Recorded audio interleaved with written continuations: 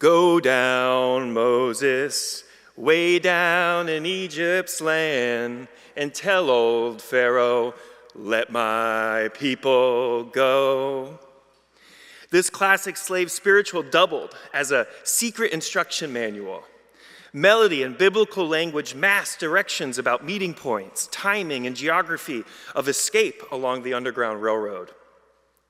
Harriet Tubman reportedly changed the verse that she would sing when conditions were unsafe.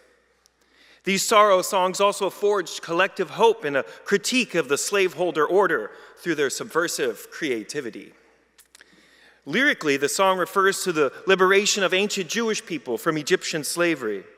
That story held a second meaning for enslaved Africans, though, because they related their experience under slavery to those of Moses and the Israelites who were enslaved by the Pharaoh, and the idea that the goddess would come to their aid, the aid of the persecuted, really resonated with them. So Go Down Moses also makes reference to the Jordan River, which was commonly associated in spirituals with reaching freedom, because the act of running away often involved crossing one or more rivers.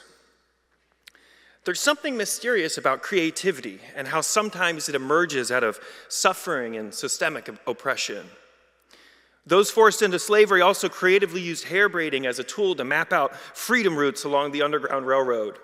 Stories are also told of how quilting patterns were used as secret guides for other enslaved peoples to find freedom routes. As history unfolded, black music continued to be a leading voice in creative new styles matched with revolutionary lyrics demanding unjust systems be taken apart for living and vibrant alternatives. From these slave spirituals emerged the blues, jazz. It evolved into rock and roll and then underground house music, which is still the popular music of nightlife today. In many ways, black women and black queer people, those experiencing multiple intersecting oppressions, have been on the front lines of creative expression. Music has also been a way that the labor movement has demanded fairer wages and has riled up class consciousness among other workers. Joe Hill and Utah Phillips were early 20th century protest labor song leaders who would rewrite old Christian hymns into resistance music. You see, in those days, a lot of working people went to the churches that their bosses also went to. And so they knew all the hymns, their bosses' hymns, really.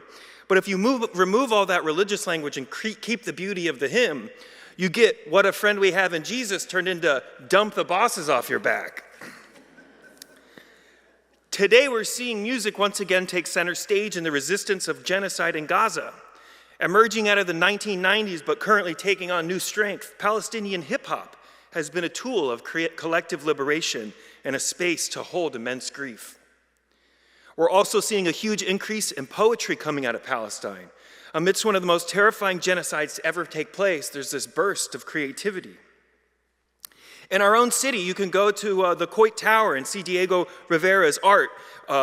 It pictures indigenous history and class struggle and anti-imperialist message sent to the workers.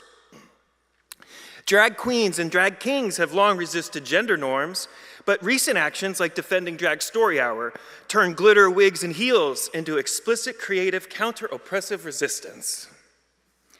A few years back, those simple pink knitted hats we all wore in the streets, handmade by many of you in this congregation, was a feminist cry against Trump's misogyny. The mass of thousands in DC and across the country wearing them turned craft into a collective visual rebuke.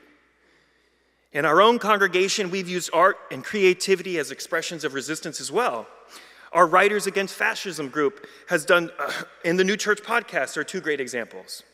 Beyond the more obvious art display in our two larger rooms down, which is constantly having new displays of arts that is always a little edgy and fun.